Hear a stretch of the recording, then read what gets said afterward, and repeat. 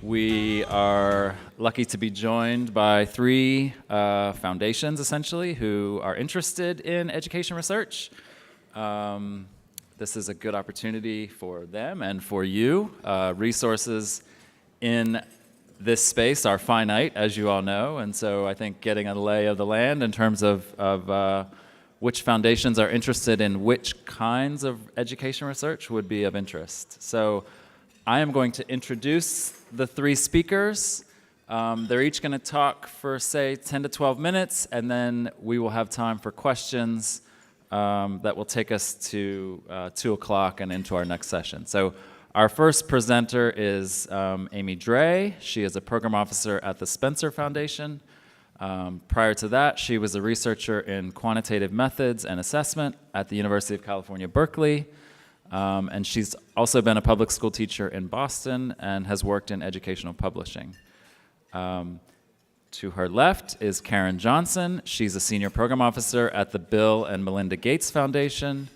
Her work centers on identifying opportunities to catalyze R&D of new breakthrough solutions for K12 students and teachers, and how we can dramatically improve math learning for African American students, Latino students, low-income students in grades 3 through 9, mathematics in particular.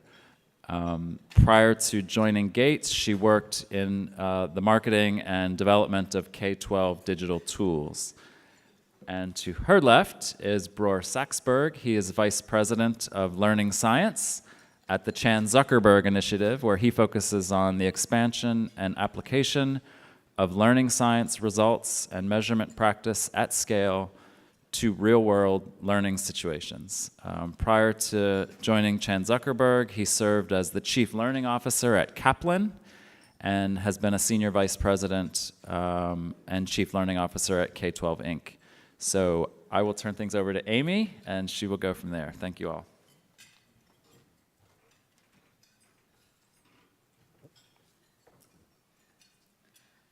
Thank you. Thank you so much for inviting me to speak today, and thank you, Rob, for your introduction. I'm Amy Dray, and I'm a program officer at the Spencer Foundation. I've been there about 4 years. And as Rob mentioned, we are all on this panel to think about and conceptualize how best to bridge the gap between research and practice and policy, especially in education.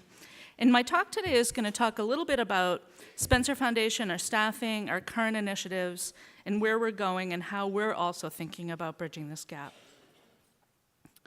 So first, Spencer is a unique little place. First of all, we only have 18 people who work there full time.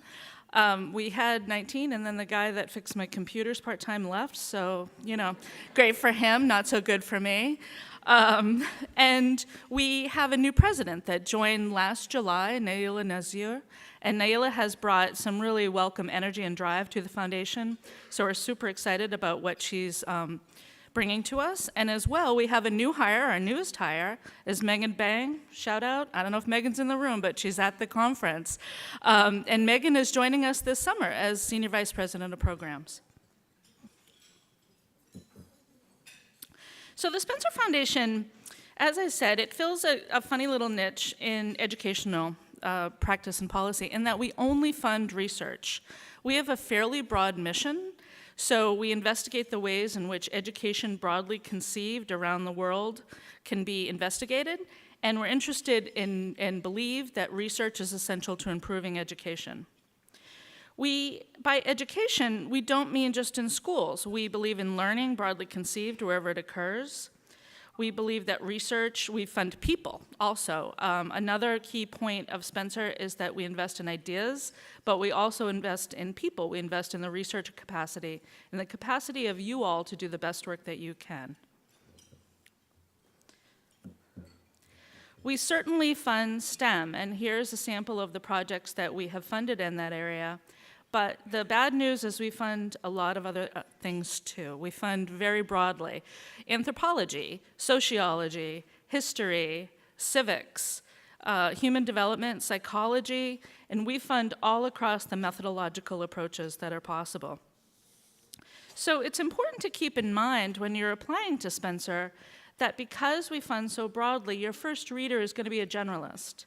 They're not going to be an expert in your field. They're going to be a researcher. They're going to know a lot about research and topics, but they're not going to be your peers. The next level is going to go out for peer review. Certainly, we extensively review all of our proposals, no matter what the dollar amount. And that proposal will certainly be reviewed by people who know your field extensively, but please keep audience in mind. It matters, and it matters across all of our funding initiatives. Your case for educational significance has to be made, not just that it's significant for you, but why is this particular study going to push the field forward? And think of the field of education as very broad. When I said that we funded people, we do so through a couple of key initiatives that you may be familiar with, our dissertation fellowship program and a postdoctoral fellowship program, as well as a program that we fund in partnership with the Columbia School of Journalism. The dissertation and the postdoctoral fellowship programs, in addition to providing money and stipends, also provide really good networking opportunities because you're partnered with and work with members of the National Academy of Education. But again, I want to remind you that this initiative is actually run by the National Academy of Education, and the people who are reading your proposals will be Academy of Education members. So again, if you're thinking of applying for this as an early career scholar, keep in mind your audience. That person might be an economist. They're not going to know anything about what it is that you're doing, so you need to make the case. To go through some of our initiatives, the small research grants, just briefly, you can find out more about these on the website. Those are very small, $50,000, I wish there were 500, $50,000 grants. I actually manage that program. And those are field initiated. So one of the key aspects of Spencer that is unique is that we always reserve a certain amount of our resources for ideas that come from the field. So we expect you to come to us with the good ideas. Research conference grants, also up to $50,000. There's an annual competition. And some of the areas that we've focused on in the past were we looked at school quality, how to best measure school quality. And we also looked at how to create and sustain equitable spaces. So here we're looking to bring together scholars who are really looking to push the edge of work in certain topics and come together and try to work together to figure out how to move it forward. We welcome interdisciplinary and intergenerational groups, and we're going to be announcing that funding stream, or that deadline, pretty soon. I want to take a minute to talk about our research practice partnerships, because that speaks most directly, I think, to what Rob invited us here to talk about, which is the gap between educational research and practice and policy. Our program is currently on hiatus. However, that does not mean that we do not intend to invest in this extremely important and robust area of scholarship. Quite the contrary. For 3 years, we funded 22 projects across the country. We focused on projects that were already developed, but needed funds to build mutualistic relationships and build capacity. But we want to know what worked and what didn't work. What were some of the challenges that our grantees faced in these endeavors? And given that we're not the only funder working in this space, how can Spencer best leverage our unique contribution? What are the others doing, and what should we be doing so that we don't keep replicating and stepping on each other's toes in this area? So our intent is to take some time to think about this and make sure we're making the best investment possible. We're going to roll out a new initiative at some point soon, and we are very excited and spending a lot of energy in the foundation right now thinking about what that will look like. We also have the Lyle Spencer Awards. Those are $1 million. So the Lyle Spencer Award, what we're looking for here is intellectually ambitious research. We're looking for original, creative work that's transformative. These are big words. Good luck with that. But where it's independent of reform agendas, independent of methodological strictures, we welcome and would encourage you to submit to this program, regardless of the methodological approach you use. We look for thoughtful and rigorous. We have people in the room who have worked with us to evaluate these proposals. They are super fun for us to read and evaluate. We're in the process right now of reviewing a whole bunch, and we're going to be announcing our next deadline is for October 2nd. So put that on your calendar. What we're doing now, so here I want to switch gears a little bit to talk not about the research that we're funding, but the research that we're doing in-house. We too are a bunch of researchers, we're kind of nerds. And this spring we started an internal research project of our own. Naila and the program staff, we've been traveling around the country to engage with faculty and scholars at different institutions. This is in keeping with Spencer's mission to remain connected to and engaged with what's going on in the field. We want to know what you're doing.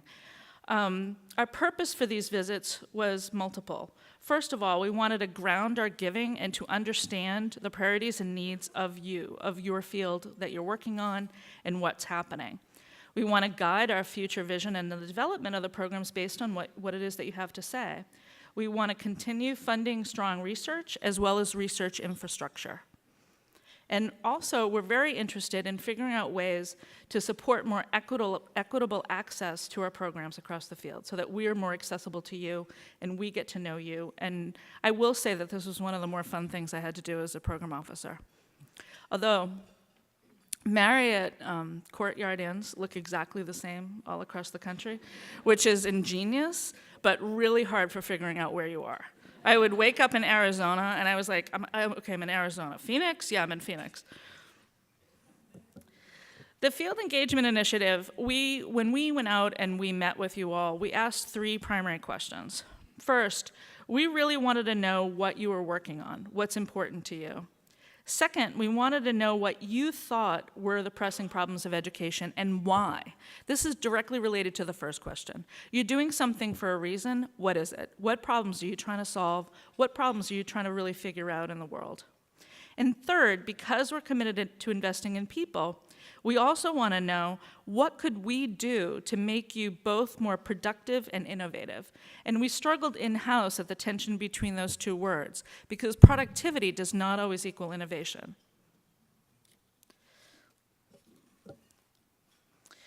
So what did we do? Well, what I spent, as I alluded to, we visited 40 institutions of higher education and schools of education, public, private, rural, R1, non-R1. We ran focus groups of faculty across the disciplines. We also ran special interest groups at AERA with some of the SIGs.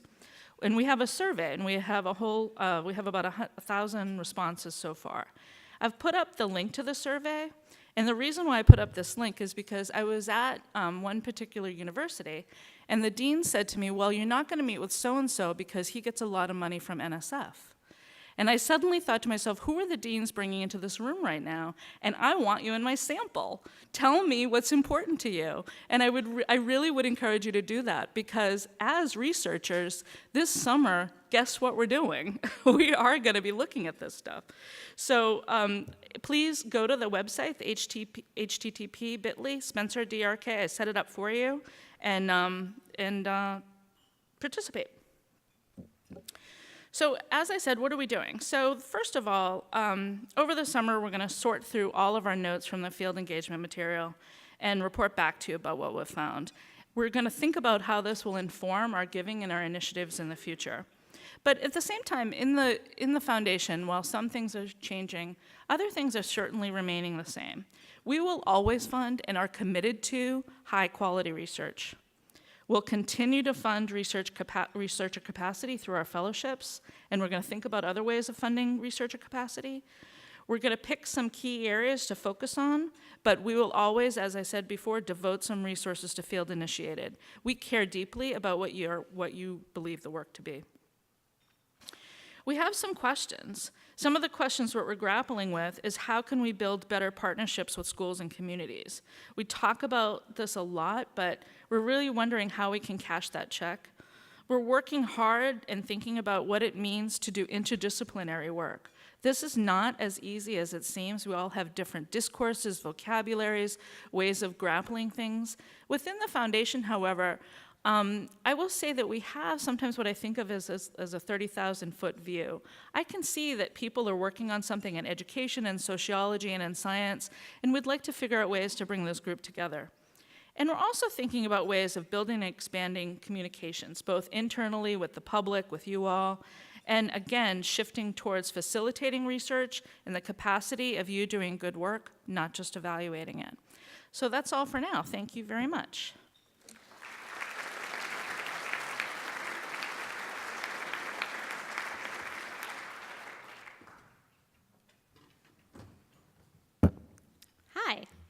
I'm Karen Johnson from the Gates Foundation. So I am going to talk to you a little bit about kind of what we're seeing as the state of education R&D, the focus that we have in our new K12 strategy, specifically with a bit of a deep dive on our advanced R&D initiative, which is a team that I'm part of, and then talk a little bit about some of the infrastructure that we're going to hopefully be building to support kind of co-constructed R&D. So this is our, for those of you that don't know, in the fall, we released a refreshed K12 education strategy. And what's really significant about this is our vision is bringing equity to the top line. Like, we have done education projects focused on equity, but it has never been at this top line level. So our vision is to increase the number of students who earn a high school diploma, enroll in a post-secondary institution, and are on track to thrive in the labor market. And we are specifically focusing on 3 groups of students to better support students that we believe have been typically underserved by our education system today. So Black students, Latinx students, as well as low-income students. And one of the questions I often get is low income tied to race? And the answer is no. So we're using that very broadly. Any student that is low income, we are hoping to better serve. So the next area to pay attention to on the slide is we have 4 main goals that we are aiming for in order to achieve that vision. Goal number 1 is to improve outcomes in student networks. So we are envisioning the importance of using data with a continuous improvement cycle to get schools to think about how can we better improve using that data. For those of you who may have been paying attention to what we started doing after we released this refresh strategy, in the fall we released an RFI to the field to better understand what is being done already in continuous improvement. And then this year we released an RFP. Those are now closed, and we are in the process of later this year awarding some grants for that part of the strategy. The second goal is to increase the availability and use of evidence-based solutions. So you'll see underneath each column, we label some of the bodies of work that feed into that, and I'll just talk about one, for example. So an example of an evidence-based solution that we have worked on has been curriculum. So we have helped fund high-quality, full-course curriculum in grades 6 through 12. We generally focus in math, English language arts, and science. And so not only is it important that we make high-quality curriculum available, but then how do we make sure that educators know which curriculum is high quality? And so we've worked with other foundations, it's not just the Gates Foundation, but other foundations to fund an independent organization called Ed Reports that then evaluates how aligned the curriculum is to the standards as one of the proxies for high quality. And then we also fund, if you were to envision schools selecting high-quality curriculum, then the next question is how to effectively use it. And so we've also funded for technical assistance for schools. So the third goal is to improve the health of the charter sector. And so one example of how we're doing this is thinking about how can we help the charter sector better serve students with disabilities. So that's an area of focus for us. The fourth goal is the team that I am on, so I will be doing the deep dive on that, and that is we want to generate what we're calling step change improvements. And so to just say a little bit about that, we think that it's really important to do some of the incremental improvements that I have been talking about on the continuous improvement side of the house, but we're also looking for what are some really big breakthrough results that we might be able to fund in education, and we're doing that through an advanced R&D lens. So first of all, when we were thinking about our new strategy, we were taking a step back to better understand the education R&D landscape. And so this is letting us all look at our dollars spent at the federal level for education in R&D compared to other sectors like health, defense, and energy. So if education invested in R&D at a similar rate to other sectors, we would be spending about $17 billion. So we are falling short in terms of, where we as society are investing in R&D. We also at this time took a moment to better understand the different sectors, and where are they doing R&D, and what does their system look like in terms of where is the discovery R&D happening versus development versus commercialization. And I would say that a lot of the other sectors have kind of figured out a really nice method of kind of moving from one end of the spectrum to the other. And this is our view of kind of where we are in the education system, is that there's some really amazing things happening in discovery, some that goes into development. There's also a lot of stuff happening in commercialization, but there is this area that we think we could contribute in this kind of development phase, that there isn't as much going on there. So what I would like to do is talk a little bit about my specific portfolio to give you a little bit of a sense of what we're doing and what we're calling middle years math. I know that's kind of a new term that we're using, and we define middle years as anything between grades 3 through 9. So our goal in this portfolio is to dramatically improve middle years math instruction so that every Black student, Latinx student, and low-income student deeply knows, is able to use, and enjoys math by the time they are in high school. I had to really fight for that enjoy word, so I'm very excited about that. One of the things that we did when we started this portfolio is we wanted to first come to the field and say, there are probably already some amazing approaches, breakthrough approaches, breakthrough solutions working in the communities that we aim to serve, and we want to know about it. So we released an RFI this spring. It's now closed, and we're still in the process of reviewing what we got from it. But one of the things that we did is we wanted to figure out what are the existing things out there. So not the new ideas, that comes at a different stage, but what are the existing things out there? So we gave some parameters as proxy measures of what is a breakthrough result, what is step change, and we came up with 5, and we basically said, here are 5 that we can think about, and they're up here on that slide for you. And we're looking for approaches that hit any of these. It doesn't have to be all of these. We're just looking for what's working out there. And at the end of the day, we ended up getting 106 responses from the field. This is just a quick little categories and themes that seem to pop from the 106 that we received. There are 4 of them that I just wanted to call out because they stood out to me. We really uncovered some organizations that we were not as aware of that was exciting to see in that has the deep community know-how. They already deeply know the community that we are hoping to serve. They have the relationships. They're doing some really interesting work. There's also peer-based learning, where we saw some solutions where they cleverly designed peer learning as the basis of their model. So that was interesting to see a couple of those bubble up as well. We also saw several tutoring interventions, from those that do some deep one-on-one tutoring in person to those that are using technology to be able to call up a math teacher live to interact with.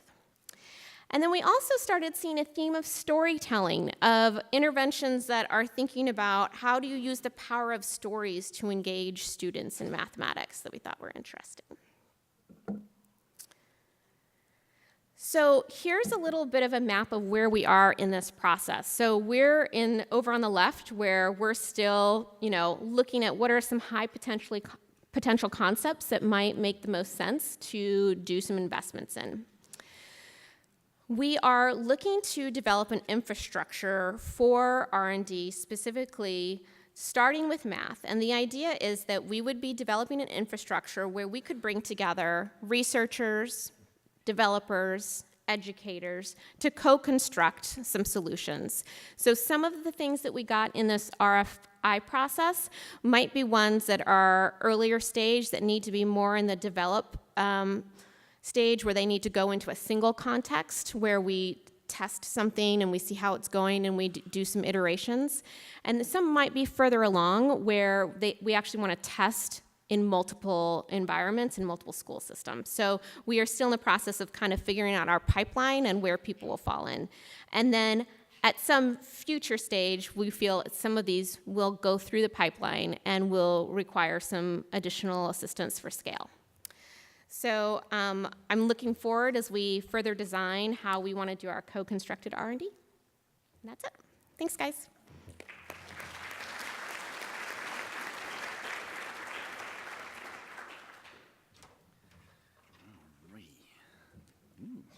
Give me 1 second.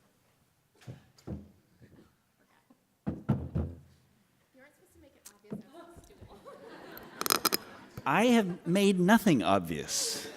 I'm just saying thank you for your indulgence of that moment.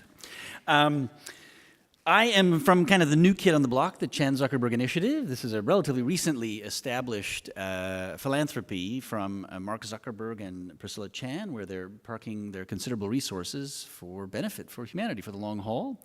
It has a science wing focused on accelerating health and science work. It's got the education wing, where I'm in, and it has a social justice area as well. In the education side, I look after an area called learning science, but I really think of it as more as this, learning engineering, meaning we're really looking at how do you use evidence and apply it at scale to real-world problems of practice. How do you actually do that? And the opportunity is large. I mean, I know, like many of you, I have a bell curve in my living room. It's a fabulous thing for cocktail party chatter and puns. But still, you know, what are we trying to get done? There is evidence, either through teaching practices or even some work with technology to show, you know, issues of learning performance are not issues of students' minds. Students' minds have the capacity for dramatic changes in their ability to learn and master and enjoy. Our problem is the scaling. How do we actually deliver the kind of instruction that can make a difference in all the contexts that students have?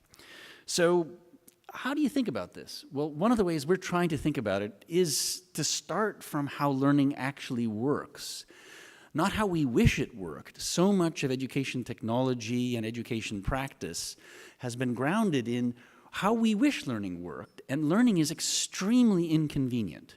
You know, things like, gosh, it makes perfect sense that the best mind to figure out how learning should work is the learner's own mind, right?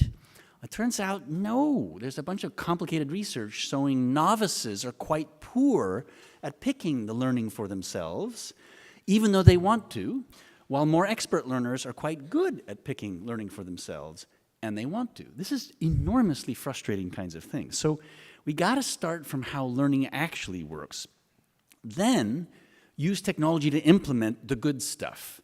And this is one of the other confusions, an assumption that technology always works. So quick thought experiment. Imagine for a second your worst ever college professor. Hold that image. Ooh, ugly, huh? All right. That person used to only damage a few thousand students per year. Thanks to the glories of technology, that person can destroy the hopes and dreams of millions of learners across the planet 24/7 all the way to Uzbekistan. Win for technology, yes? No, disaster. So you've got to use technology to accelerate the best solutions, the ones that really work for learning, not just on their own. And then finally, use evidence to make progress. Gather evidence from how things are being used, what's happening to students, their attitudes, and use that to create an engineering cycle. That's actually how engineering works. Now, it turns out, across science of learning, we know actually quite a lot. And I am not going to attempt to do justice to this. In an engineering way, you tend to simplify a lot of the rich nuance of science to give you frameworks that you can then use. So, for example, you can think about audio and visual signals coming in to working memory, which has a very short retention. It's very flexible, but it's also very noisy. It can't hold very much at once in your head. This is a problem if it weren't supported by long-term memory, which has very different characteristics. Things stick a long time. It can do many things in parallel. If it's trained accurately, it's actually quite accurate. It's also non-verbal. Again, you cannot interrogate an expert's long-term memory easily because there are no words in there. Quick thought experiment again. Raise your hand if you drive a car. We have passed the sleep challenge. Okay, now, raise your hand if the following has happened to you. You set out for place A, you think about work and life and come into DC, and you go to the wrong place. You've gone to place B. Raise your hand if that's happened. Look around. You're not crazy, not for that reason, okay? Mostly we don't think enough about that. Who drove your car for 10 minutes, 20 minutes, 25 minutes while you were absent, right? So research shows all experts have this characteristic of this, all kinds of complex cognitive functioning that can extend for minutes at a time that's located in long-term memory. Well, what are we supposed to put in there? How do we get things in there is a matter of potential research and ultimately engineering. We also know quite a lot about how motivation works. If you're going to start, persist, and put in mental effort, there's a variety of things you need to do.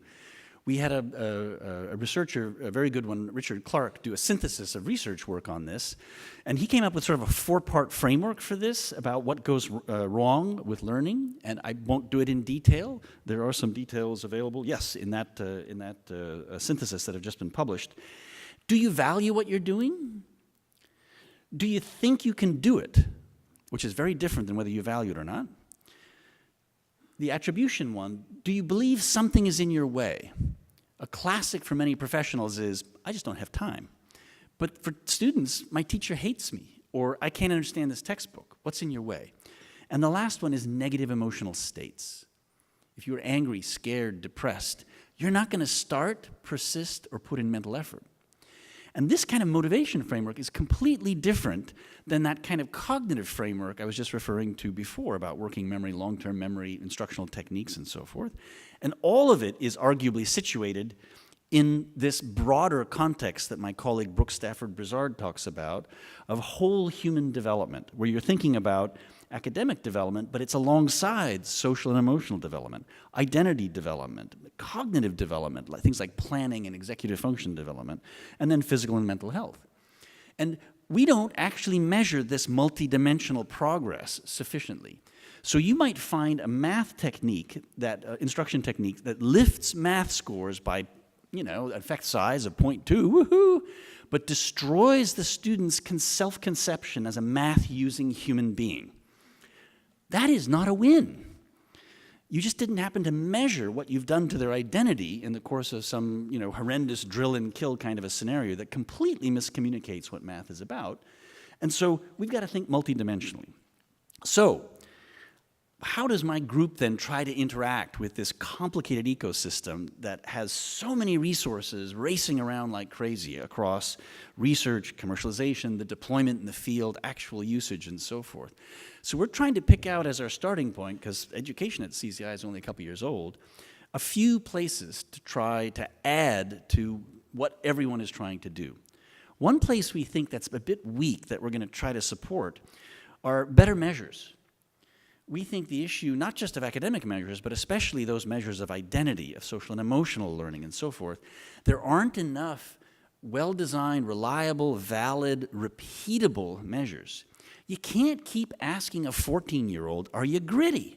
Are you gritty? Are you gritty? Eventually they're going to say, I take showers all the time. Yes, I'm gritty. Can I go now? What?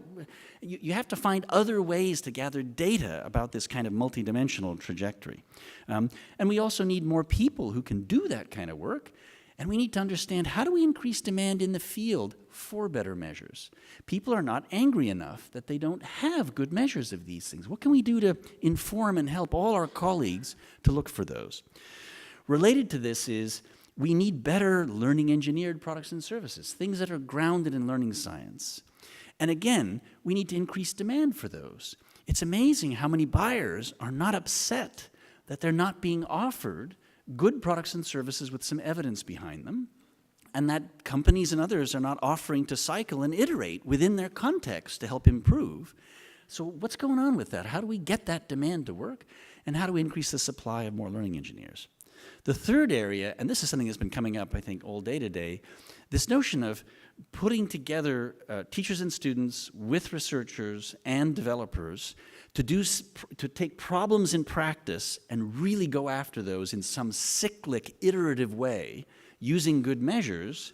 That's how normal product development works in the world, but hasn't really kicked off very well in the education ecosystem. So how do we find places that are close to that? How do we learn what's in the way of doing that? Because there's going to be both structural as well as knowledge and motivation barriers that maybe we can help resolve. And finally, as Karen mentioned, there's this idea of directed development. So we're working closely with the Gates Foundation on an idea that Jim Shelton, who runs the education part of Chan Zuckerberg, talked about way back in his Department of Education days. How do we do things like Google X, ARPA, where we get a really hard problem and then get a multiple set of organizations and disciplines pulled together to do many projects against a single difficult program of work? So many of you may have seen the request for information that Gates and we actually put out, which is looking for ideas that could go into such a program for one of three areas. We're looking at math, we're looking at writing, we're looking at executive function connected to real-world performance. And all three of those seem like big, nasty problems that could be very important, and we want to get large numbers of different approaches crunched together to try to get 20 years of work done in 5 years of work if we get the right amount of development resources against those. That RFI closes tomorrow, I believe, so immediately post this. You may want to dash back. It's not that long, actually. It's like 800 words. We're just looking for ideas right now. We need the ideas, and then we'll come back later on, probably in the fall, with an actual RFP once we've processed ideas with teachers and researchers and other colleagues to make that all work. So that's a bit of a picture of how Chan Zuckerberg Initiative is thinking about this learning science, learning engineering world, and how we're trying to get more evidence used across the education ecosystem. Thank you.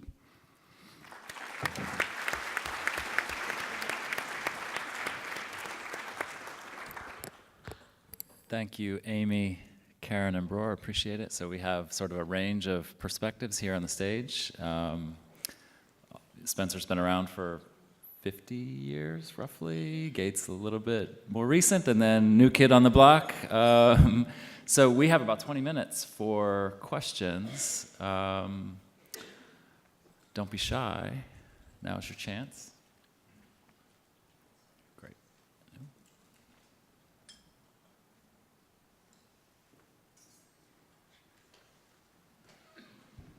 Hi all, I'm Justin, I'm from MIT. I think it's really exciting to hear all three groups talking about research practice partnerships. That seems to me to be a really promising way forward from the sort of we'll prove that something works in one context and replicate it everywhere and then have it never work anywhere else.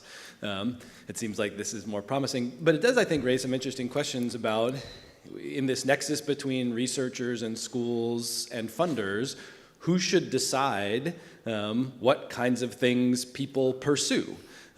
Because each of the three groups has different sort of interests in there. There are a bunch of researchers who have these kind of particular scholarly interests. There are funders who sometimes say, oh, actually, this dimension should be a really good bet. And then it's probably actually people in schools themselves that might be able to best describe what kinds of things they might need the most. And so I would, I'm interested in sort of your perspective, and I think one of the places where researchers find themselves often is something like, well, the funders think we should do this, and I'm sort of interested in it, so let me go find some schools and see if I can convince them to do this thing with us, which may actually not be what the schools need the most. And especially if you imagine these as like small networks in lots of places, it's a kind of massive networking need, talent, interest matching problem. So I'd just be interested to hear from all three of you sort of like where should we try to situate the power in these relationships to determine, for the schools that are participating in this, what kinds of things should we be inviting them or hearing from them about what we should be working on? So I can start, perhaps. We've thought a fair bit about that, and I think there are multiple ways to get started. But for that innovation cluster work that I talked about, where the idea is you really want to get to an iterative cycle where you have a hard problem of practice with a significant volume of teachers and students, who then can work with researchers and developers to bring a solution back. To provide the steam to keep doing the cycles, it has to, I think, start from an important problem of practice. A lot of work that's happened now has often started from researchers trying to do something. They get some schools to help, they produce a paper or a PhD, but then it sort of stops. And I think the energy to run that innovation cycle is going to have to come from, this is an important problem for the schools. So the way we're thinking about it with the innovation clusters is, we're not coming in with a problem, we're coming in to say, let's start a process of finding really important problems for you, the schools, and then connect to researchers, developers, and so forth. I mean, there are many ways to go and to try, but that one is one I think that's really important for the fuel for iteration. So we're taking a slightly different approach because we aren't, the team that I am is starting with a problem. We're saying, raise your hand if you want to work on math. So it will evolve to a different approach, but I think it will be interesting to see which kind of schools we can attract that are saying, you know what, this is really an important problem for us. So I don't have a great, beautiful answer for you in terms of your power dynamics question, and just know that this is something that we have been thinking about, of like, how can we really make sure people have respect and equal footing at the table that has often been lopsided. So it's something we're thinking through in our design of how we want to build this infrastructure. I would add that there's a couple of other problems. Problem number one is sometimes we fund the research, but the practitioners themselves are still scrambling for cash. That happens if you're in non-school settings where your partner suddenly needs to find some money. The university partner's fine. It's the practitioner partner that isn't fine. That's a problem. The other problem that we've identified is what happens when the practitioner and the researcher are in sync, they're working well together, things are going fine. Oh, along comes the policymakers, and they go in a completely different direction. And that is happening right now in Chicago, and it happens a lot of different places. So I think as we move forward in thinking about this, the way that we're going to be able to make impact is to really think deeply about what these partnerships need in relationship and capacity building, and time to build infrastructure, time to develop robust partnerships. But as I said, in Chicago, we have Chicago Consortium and we have Chicago Public Schools. They work very well together, but the mayor's office comes along and does something else. So.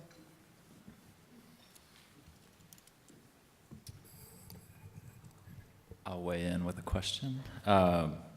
Both the Gates and CZI talked about sort of supply, demand, commercialization of products, comparison to other industries. Just sort of curious, I mean, it seems that education is quite different landscape, and with our 13,000 school districts in the country and sort of decision making pretty fractured in terms of what gets taken up and the reasons for the various adoption, if you will, of various programs. How do you see some of that playing out in education, or in a way that other industries have made it work? Do you see challenges there or opportunities that could be helpful? So I had a feeling you were going to ask me this question, which is why I led with the Ed Reports example earlier. So I will just say yes. You're absolutely right. When we talk about this idea of advanced R&D, we looked at DARPA, and we have to recognize that when DARPA does something for the military, they've got a single buyer that's like, yep, I absolutely would be interested in paying for that technology. And as Rob mentioned, that we don't necessarily have a single buyer when it comes to education.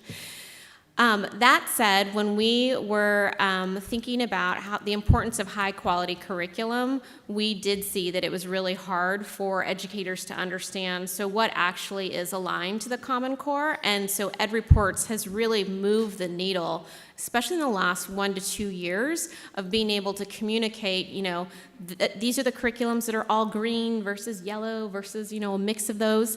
And we're starting to see the publishers themselves take the feedback very seriously, go back, revise, make a higher quality product, and now you see those same publishers that were maybe poo-pooing the idea of ed reports, marketing all over when they have like all green ratings. So that's an example of, and we've seen like school boards, we've seen people say, I made the decision, I started on ed reports. So that's one example of how we've seen demand change. I might pick up a slightly different piece of this, which is, you know, we see this problem of narratives in the education ecosystem around learning. So, you could sometimes use the word mythology, right? So our health mythologies across the board for everyone are getting closer to some of the research about health. Things like, gotta get enough sleep, you know, not so much the red meat all the time. If you're not sweating while you're exercising, what do you think you're doing? You know, and these are kind of mythologies, but we all walk around with this, that if somebody proposes a health, you know, an exercise regime based on watching videos of fit people sweating, we would all say, that doesn't make any sense, right? So what's interesting is the mythologies that are all around us about learning are 90 degrees off from the data, the evidence about how learning works. So the classic one is the talent myth, this notion of, I am bad at this, therefore I shouldn't be doing this, right? Because I'm not good at it. Well, it's exactly opposite from how learning works, that the way you get better at things is by actually working at it, and you actually need to do the equivalent of sweating. It has to actually be effortful for hard things, and you actually will get better at it when you do that. So this is one of those challenges that we're going to try to tackle a bit out of the Chan Zuckerberg initiative is what are those narratives that are now within teachers, within families, within principals? I mean, another example of this kind of challenge is how do we help our human capital come out from places like schools of education with more understanding of how learning works? Imagine if physicians were being graduated now after 4 years of intense effort understanding the 4 humors, the medieval approach to healthcare, right? And all of this work on molecular biology and infectious disease was piling up on the research shelves, but those good people spent 4 years deeply understanding the 4 humors. What sorts of purchasers would they be 10 years after? You'd have a very odd healthcare system, I suspect. So how do we help get more evidence-based thinking, grounding into instructional design programs, into teacher training programs, into in-service programs, and have demand for those things? It's a bit of a puzzle, and this is a hard one, but we really are going to try to invest a bit to see how do we unlock that side of the picture, because we need that to pull other things in. I'll just quickly add that when I was out on my field engagements, a lot of people said to me, I have a question, why aren't we listened to? It's not just that people have myths and narratives, it's that they don't trust the experts in education. And have you ever had the feeling of trying to tell your family what it is you do? Mm-hmm.